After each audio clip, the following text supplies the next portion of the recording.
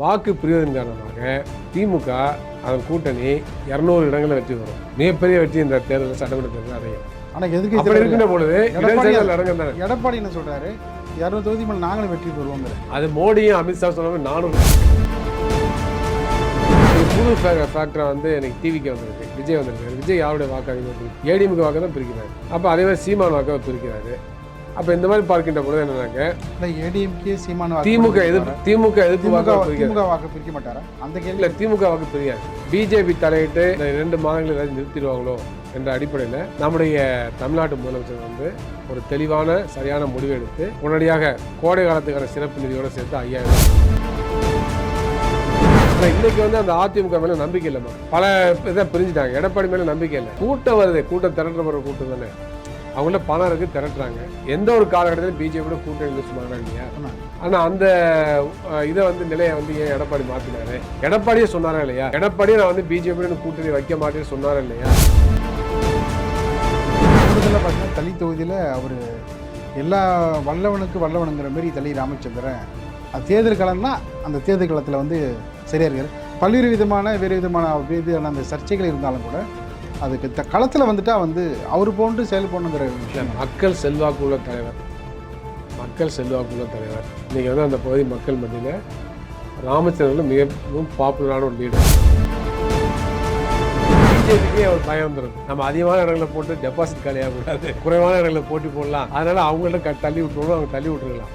வெளியில் வந்து செய்தியில் 70 தொகுதி கேட்குறோம், 80 தொகுதி கேட்குறோம்னு சொல்லிட்டு அவங்க வந்து தமிழ்நாட்டில் அசிங்கப்படக்கூடாது. 80 தொகுதி 70 தொகுதி போட்டி போட்டு எல்லாத்துலேயும் பிஜேபி டெபாசிட் காலினாங்க. எந்த மூச்சை வச்சுட்டு மற்ற மாநிலங்களில் பிரச்சாரம் பண்ணுறாங்க.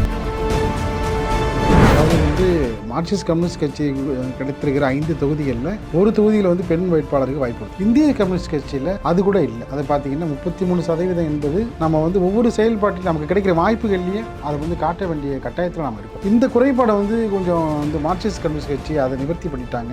இந்திய கம்யூனிஸ்ட் கட்சி அந்த ஆணாதிக்க சிந்தனையோடைய செயல்படுவதாக ஒரு பேச்சும் ஒரு தோரணையும் இருக்குது. உங்களுடைய பார்வை இல்லை, ஆணாதிக்கம் தவறானது. ஆணாதிக்கம் என்னன்னு தெரியாமல் பேசுகிறாங்க. இந்தியாவில் வந்து பெண்களுக்கு சட்டமன்றம், நாடாளுமன்றம்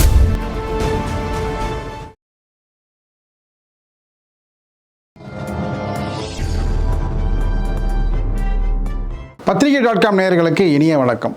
பரபரப்பான அரசியல் சூழலில் நம்மோடு இணைந்திருப்பவர் இந்திய கம்யூனிஸ்ட் கட்சியினுடைய தேசிய குழு உறுப்பினர் மருத்துவர் தோழர் ரவீந்திரநாத் அவர்கள். வணக்கம் தோழர், எப்படி இருக்கீங்க? நல்லா இருக்கீங்களா? இடதுசாரிகளில் போட்டியிருந்த 10 தொகுதி முடிவு, அதாவது மே 4க்கு பிறகு வேறு விதமான முடிவுகளை வந்து 2 கட்சிகளும் எடுக்க போவதாக ஒரு பேச்சும் வந்து பேசப்பட்டு வருகிறது. அது என்ன விதமான முடிவு சார்? இப்போ என்னன்னாக்கா இந்திய கம்யூனிஸ்டை பொறுத்தவரை 5 தொகுதியில் போட்டி போடுறோம். இதில் வந்து இந்த 5 தொகுதியில் நாங்கள் வெற்றி பெறுவோம். ஏன்னு சொன்னால் எங்கள் கூட்டணி வலுவாக இருக்குது, கொள்கை கூட்டணி. அதில் மக்கள் மத்தியில் அந்த கூட்டணி வந்து ஆதரவு தெரிவிக்கிறாங்க.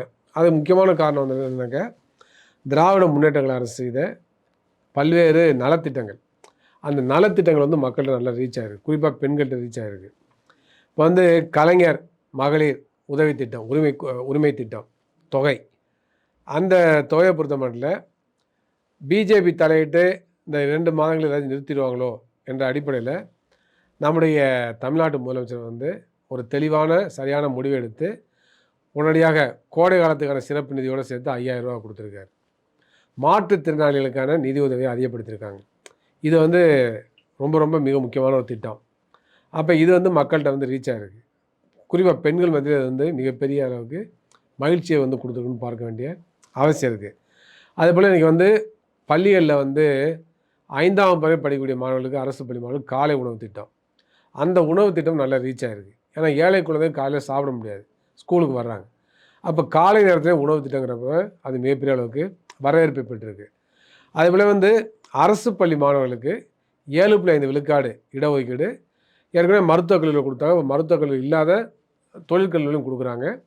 அவர்களுக்கான கல்வி கட்டணம், விடுதி கட்டணம், உணவு கட்டணம் எல்லாத்தையும் அரசு ஏற்றுக்கொள்கிறது.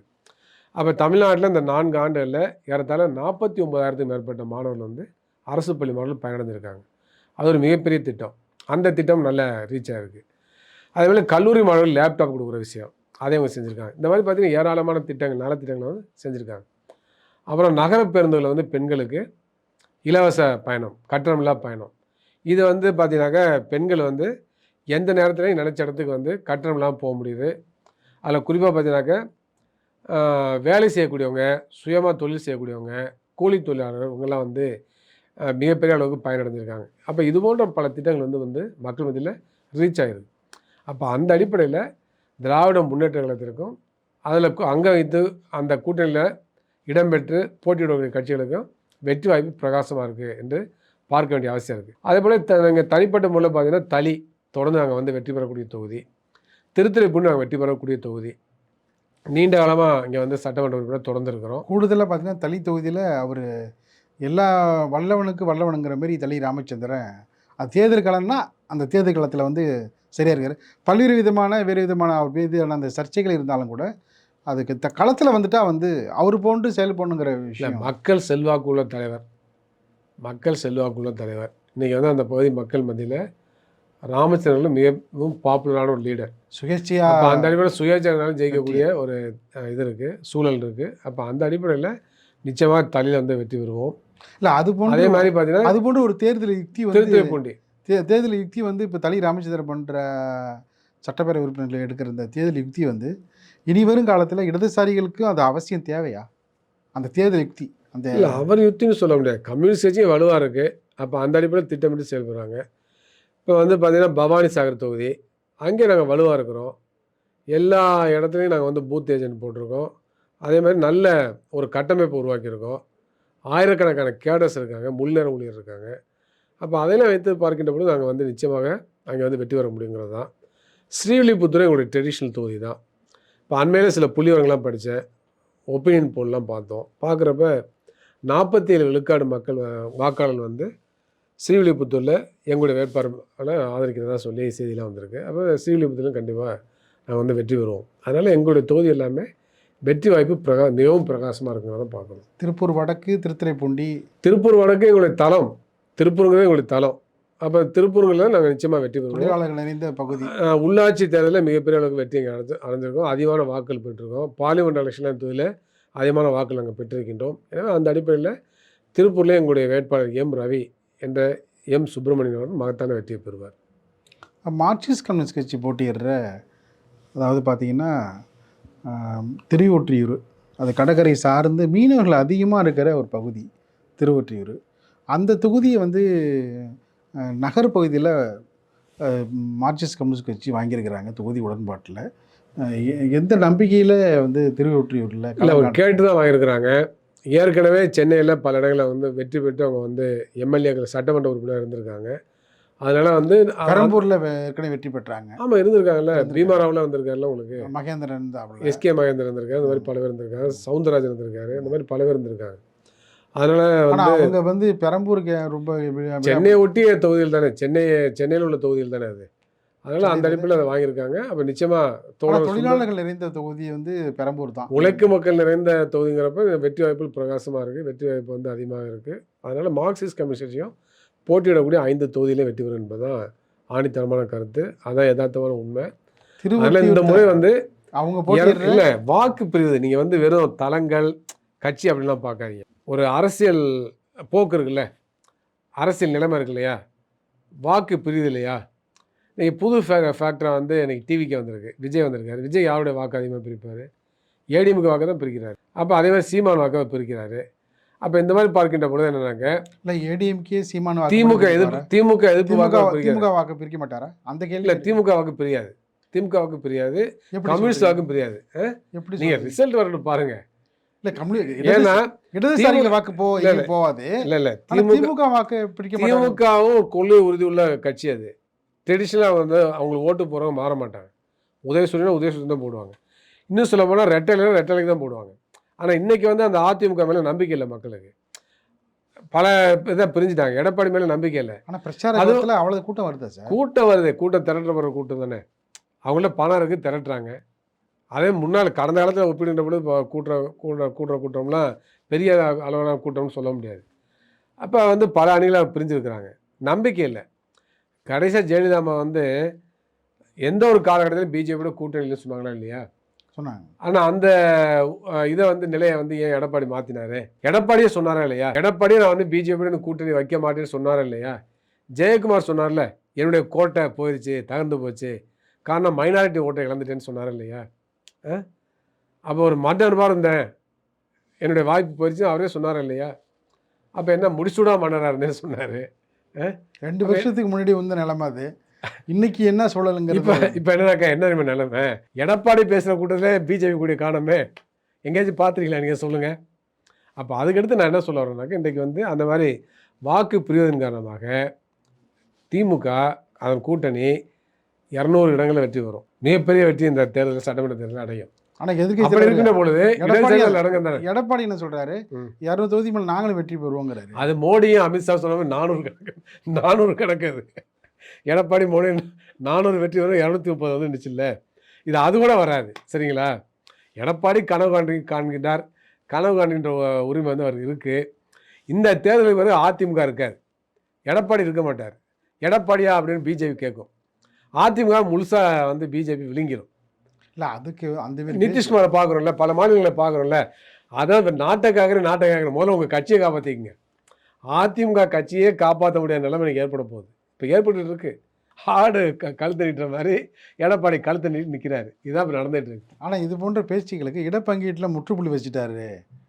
அதாவது பார்த்தீங்கன்னா எங்கே என்ன யார் முற்றுப்புள்ளி வச்சா? எங்கே கூட்டணி பேசுறாங்க? எங்கேயாச்சும் எடப்பாடி வீட்டில் பேச்சுவார்த்தை நடத்தினாங்களா? அவங்க முன்னெல்லாம் நான் சொல்றேன், தலைமைகள் நீங்களே சொல்லுங்க. நீங்க மூத்த பத்திரிகையாளர், நல்ல விவரம் தெரிஞ்சவர். எப்பயாச்சும் அதிமுக கூட்டணி சொன்னாங்க எங்கே போய் பார்ப்பாங்க? போயஸ் கார்டில் தானே போய் பார்ப்பாங்க.